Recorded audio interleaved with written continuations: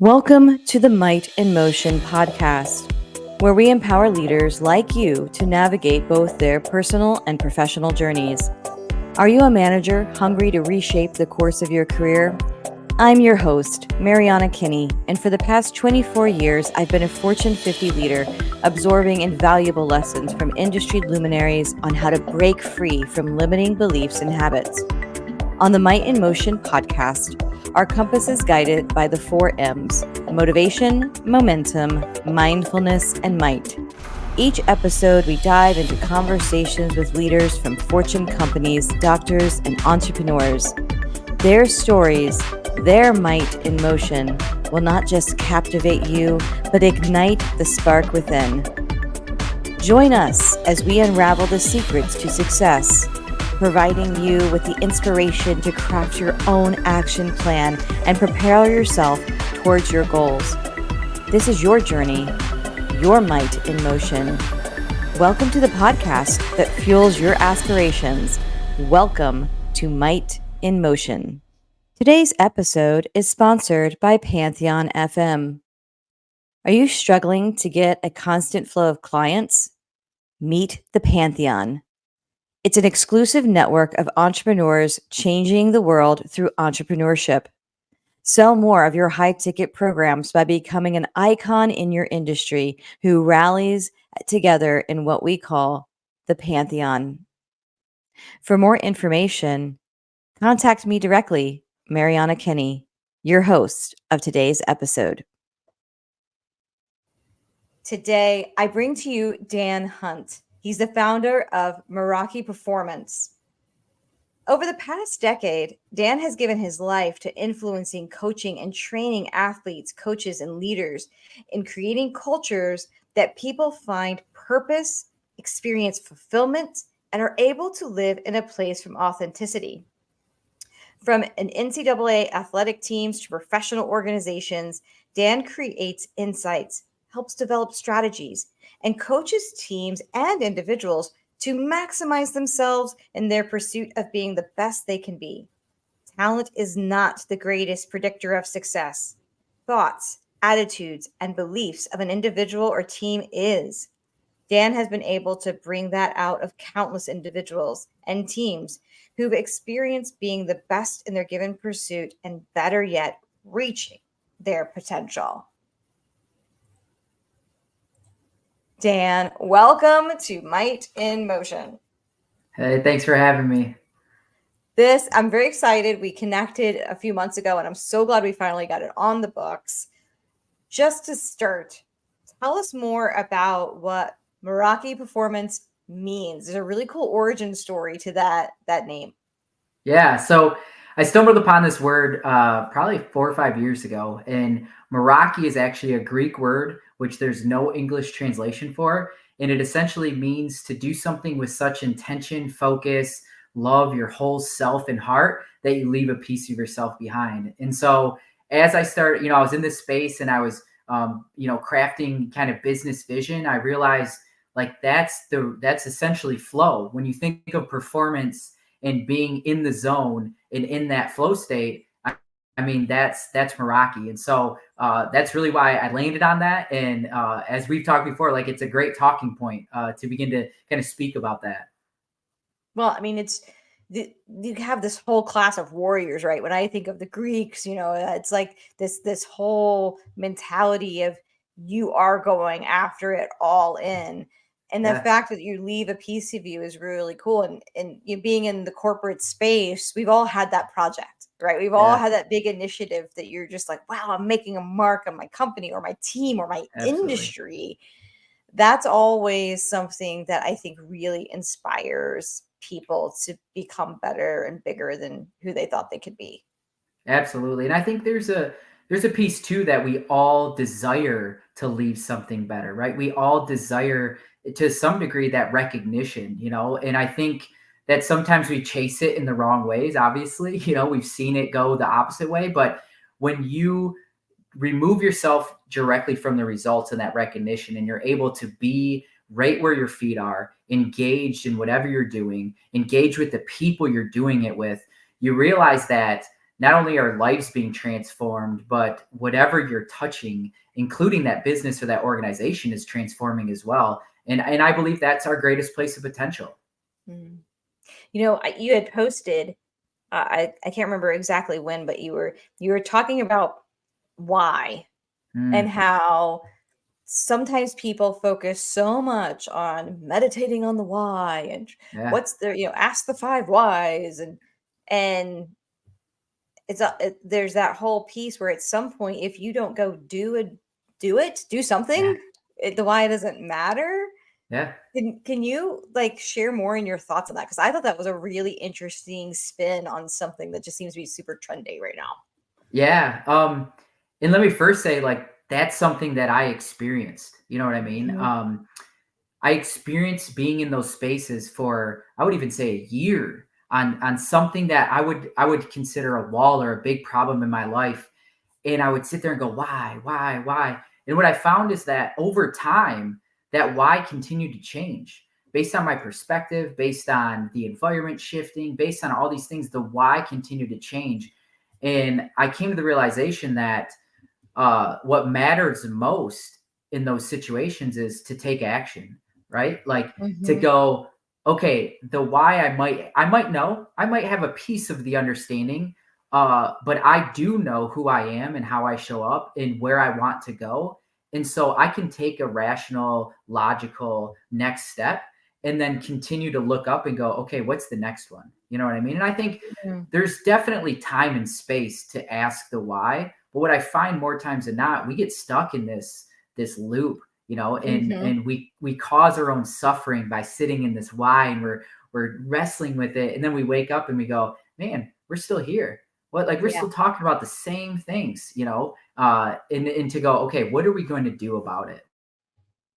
What's the step we're going to take? Right. And it's funny. I was listening to a podcast, I think the other day, and they were talking about how humans can't walk in a straight line unless there's markers, if you will. There's Oh, there's landmarks that you can see. And mm, so when you just said I used to sit in it and I'm thinking about, and I'm thinking about my why. If you never look up, you're mm, walking in a circle, mm, right? absolutely. So like that's really, I think, cool that you tie it to your taking that action requires you to actually look up and then make that decision. Yeah, and I've never heard that before, but it makes sense, right? And I think a piece of why people get stuck in that why is that there Mhm. is no vision. They might Mm, not know where they're going. So the why, they're trying to clarify this unknown and make it known by, okay, I need to get to this. Well, the unknown is known. I know where I'm going. I know the vision I have, and I know that I can take a step in that direction. And then I reassess and I learn and I go, okay, there's something else we can do. Or hey, that might not have been the greatest step, but now I know some more information and I can take another step towards where I want to go. And really, when we're sitting in that why and we're trying to, and we're overthinking and we're wrestling with it, what we're desiring is like, this is unknown to us, and we want to create clarity and make the unknown known. Like, we mhm. desire that deeply. But when I have my vision, I know where I'm going. It's just a matter of time, and I'm taking those action steps to get there. So when you think of teams and that whole vision aspect, who do you think sets that, and like how important is that for not only you as an individual, if you're working on your own individual goals, to have a vision for the future, but how important is it for a team and as Hmm. a leader of that team to help set that vision for the team? Yeah, that's a great question. I think first you have to assess where is your team at. And from my perspective, every team's different. We've heard that a million times, but there's also stages of a team and formations. And so you're looking at first, am I a newly established team where there's a single leader, and to really get the team moving in the right direction, there needs to be a clarifying vision. Like, that's maybe the leader or a coach that's like, okay, guys, this is where we're going. Like, we're a newly formed team. You kind of like, we're coming together, but this is where we're going, and we're going to start moving in this direction. I think you also have teams that have been formed, and maybe they're going through a redefining process, and maybe you have a group of leaders that have been pretty good leaders, and we've transformed, we've done some great things, but we need to take that next step. We need to break through a wall, or maybe the goals and the aspirations we've had where we've hit the ceiling, like we're there, and we go, let's redefine ourselves. And I think that's when you really collect and you bring those leaders together and you say, okay, guys, where are we going next? You know what I mean? And then I think you have some groups that are cohesive enough, and there's a big enough community where it's like, all right, guys, collectively, what is our vision, right? Collectively, what are we doing, and what's our ultimate end goal that we want to achieve?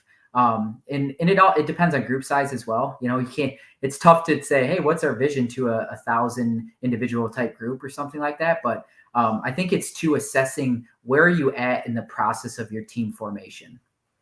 Yeah, that's true. It's so key, and it could shift, right? Like, to your point, we see this a lot in corporate America spaces, and you see it a lot with new managers, maybe not even knowing how important it is to set that vision for the team. Yeah.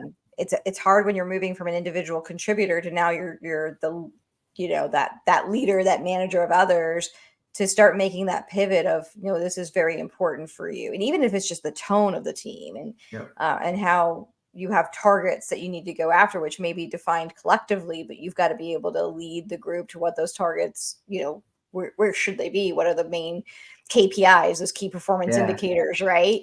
Because if you don't have that, you're in trouble, right? Absolutely. And I think, too, with managers, sometimes we don't equip them, or even their leadership doesn't equip them with that vision. And so I remember being a manager in an organization, and even now working with managers in organizations. And it's a lot of, like, I say, you're closed fists and you're saying, oh, but don't do that. Oh, but don't do that. Oh, but but when there's that vision, it gave you a backbone. It gave you the compass. It gave you the roadmap and the guardrails to go, hey, this is where we're going. And hey, this is how that action or behavior or interaction is not aligned with where we're going. And that's a totally different conversation. That's what I say is leadership. Now I'm saying, here's where you are, and here's where I need you to go. That's more in alignment with where our vision is. And that's transformational. It's a lot easier. And it's a lot easier for a manager to go, nope. It's a little bit more difficult to lean in and release and kind of walk alongside, because they're going to make mistakes. But I would say on the flip side, for those individuals you're leading, that's where motivation comes in. When there's autonomy, when I'm able to take the steps, when I'm able to, learn, because learning is fulfillment. So I'm making progress, and it's not, you're telling me what to do and crushing me, but you're actually empowering me to take steps, and you're right alongside me coaching me. Yeah, Dan, I love that. And I hope all of our listeners who are in that space where they're now moving from an individual contributor into that manager type role, that is so key, to be able to make that pivot for the people that report to you, to enable them to be bold and to make decisions and to have a real buy-in. Because if you're still trying to make every decision, that is a recipe for disaster and chaos within your team. Absolutely. Yeah, you set your own ceiling. Yeah. Now, intention is important. How do you think about leaders and even athletes? Because I know you've worked a lot with athletes, and you've worked a lot with larger corp companies. How do you help them define what intention is and tie it into their success metrics? Yeah, I love that. It's funny you asked that, because about 6 months ago, I was sitting in a room, and somebody was talking about intention. And as I was processing through that, I really came to there, in my mind, there's really two things that forge that intention, and it's time and attention. It's giving your time, and then what are you giving attention to during that time? And so I really try to define intention and break it down for people. And we can say it's the motivation, it's the heart behind things. But it's really evidence when, like, if my intention is to build relationships, well, I'm going to give you specific time, and the intention or the attention that I'm going to give to you is going to be asking questions and finding out more about you and what motivates you. And and to sit in a space where there's no distractions, right? Mhm. And then to be able to find out, hey, what are the things you're working on? What are the things you're doing? What are the aspirations you have? And then continuing with my intention to give time and attention to those things moving forward, So intention, I think, can be at first like, okay, what's your attention or, intention? What's the purpose behind this? And I've just found breaking it down like that makes it digestible for people. And then it helps them reflect back, okay, what am I giving time to? And what am I giving attention to? Yep. And when those two things, like, what is that? And they can evaluate for themselves and start recognizing patterns there. That's really cool. So tell us a little bit more about who you work with and what type of coaching that you provide and serve other services, because you provide other Yeah. services as well. Yeah. So I kind of began in the athletic space, not only as a coach in, coaching a specific team, but transitioned out of that and continued in that space, providing what I call performance trainings, like team performance trainings. And so I came in and I would come in and I would say, okay, first, what's the environment like? How do we first craft the environment to begin to lean in and build some connections? And we would say vulnerability, right? And as you create those connections and the belonging and the purpose and the vision you start moving towards, then it was like, how do we create self-awareness in this space? You know what I mean? I believe that it's a place when we know who we are, that's a place of confidence, right? When I know who I am and how I'm going to show up, I can walk with more confidence. So it's creating that self-awareness and areas also that we can develop in with that self-awareness. And then finally shifting into now, what are the mental skills and the strategies and the tools that we can leverage to enhance our performance? And then what are the mental skills or the thought patterns that we can recognize that are diminishing our performance and disrupt those and create new ones?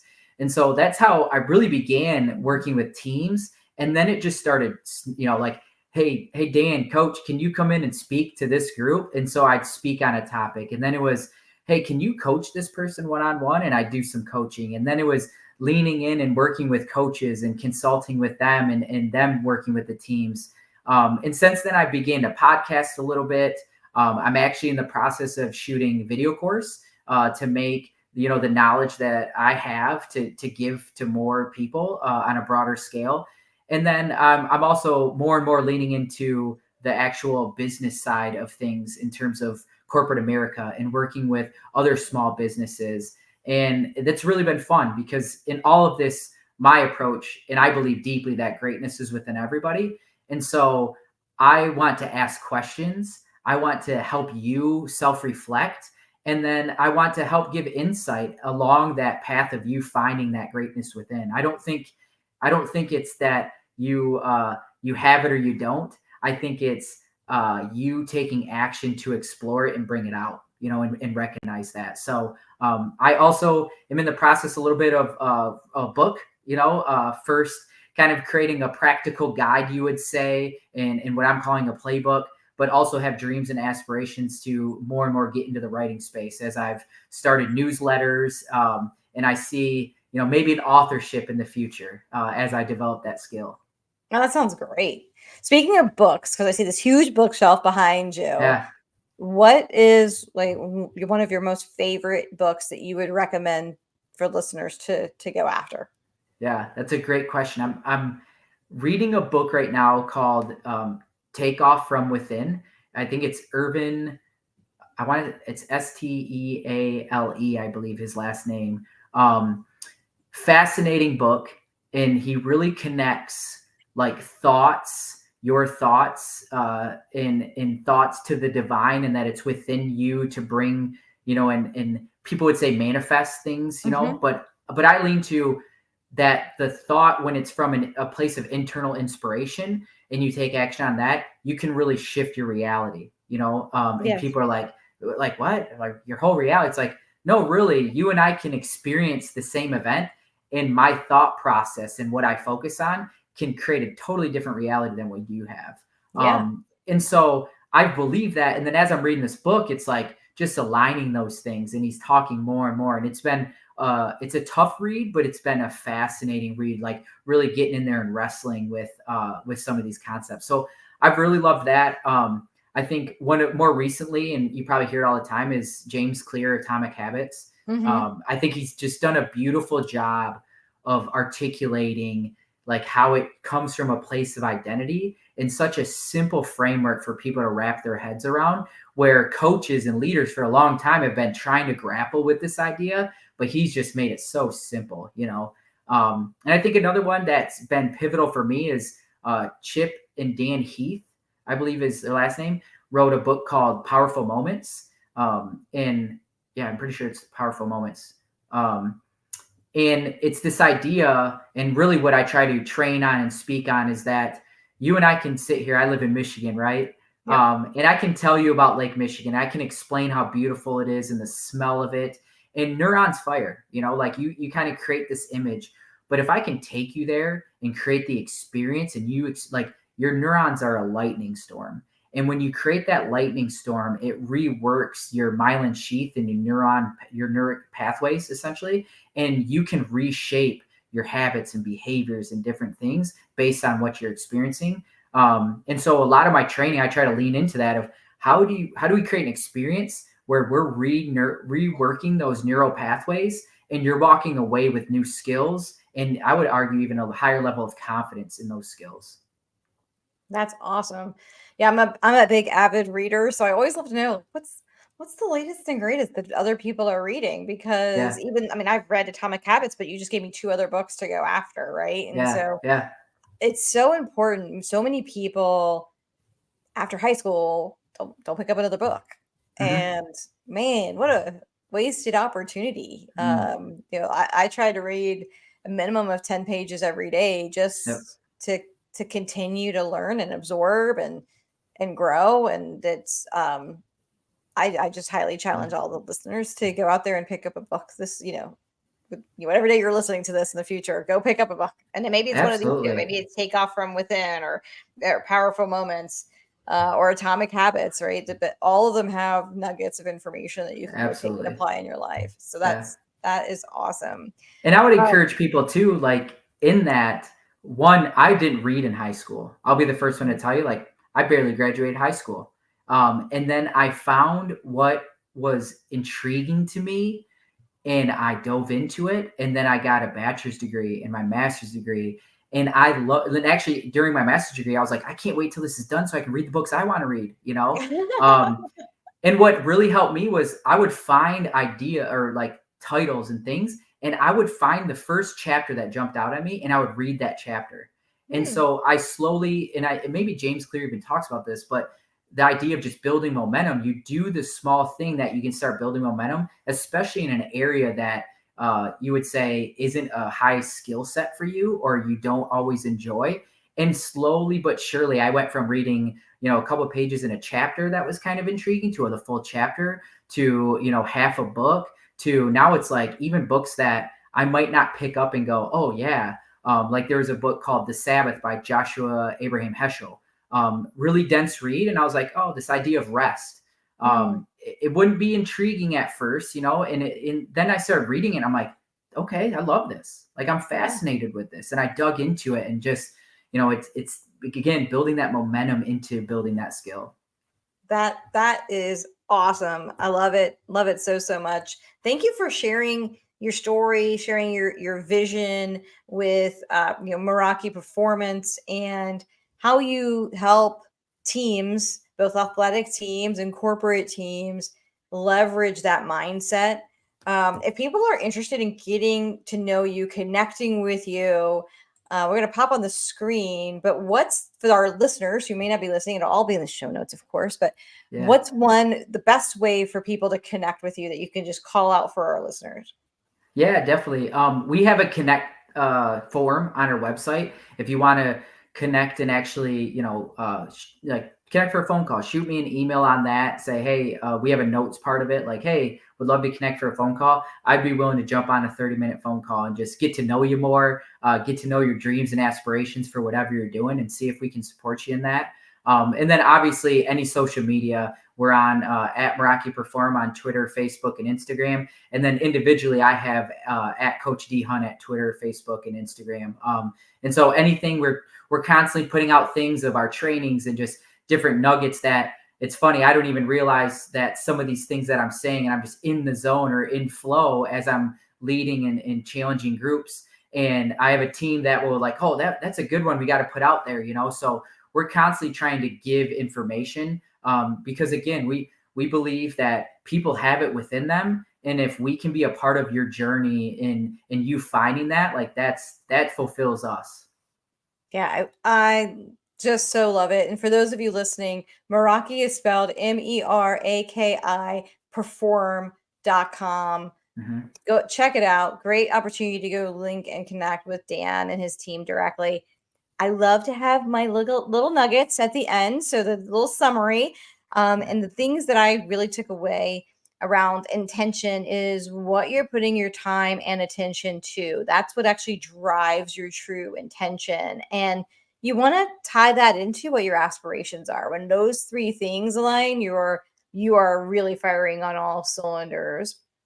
And then when you talk about the why, right? And if you continue to just think about your why, what's my ultimate why? You spend all your time just why, and no time actually taking action, you won't see change. So you've got to make change by taking rational action. So when you have an idea of what your why is, then take some steps forward towards that, reassess, determine if that's still the right path, and then take action again.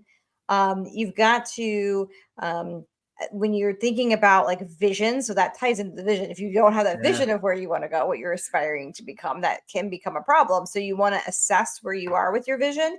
And if you're leading a team, maybe that's being a coach on the field, or you're leading a team in corporate America, you want to be able to assess where the team is at, so that each team might be in different stages. And you want to be able to know, like, are they brand new? Is it an old established team? Are your goals and metrics and your key performance indicators shifting? Is your strategy as a company or organization shifting, so that you can create a vision for the people that are looking up to you that allows them to have those guardrails to be able to go make decisions, which is really, really important to be a good leader and to step out of individual contributor and into that true leadership role. You want to be able to enable people to follow you. And you gave some names of some good books. So Take Off From Within, Powerful Moments, Atomic Habits were the three. Totally challenge the people listening. Go out there and grab a book, learn from it. Do what Dan did. If you're like, oh, I really don't like to read, cool. Pick one chapter and that the title stands out to you, that interests you, and start there. One page read is more than no pages read. So Absolutely. Dan, thank you so much for joining us today. I really appreciate your time and you sharing your message to all the listeners. Absolutely. I appreciate you having me. Thank you for joining us on another insightful episode of Might in Motion. Your time and commitment to personal and professional growth is truly appreciated. As you continue your journey, remember the power lies within you. Apply the wisdom shared by our incredible guests. Harness the 4 M's: motivation, momentum, mindfulness, and might, and make your path towards success uniquely yours. If you found today's episode valuable, don't forget to subscribe, rate, and leave a review. Your feedback fuels our mission to empower leaders like you. Stay inspired, stay motivated, and always keep your might in motion. Until next time, this is Mariana Kinney signing off, wishing you boundless success on your journey ahead.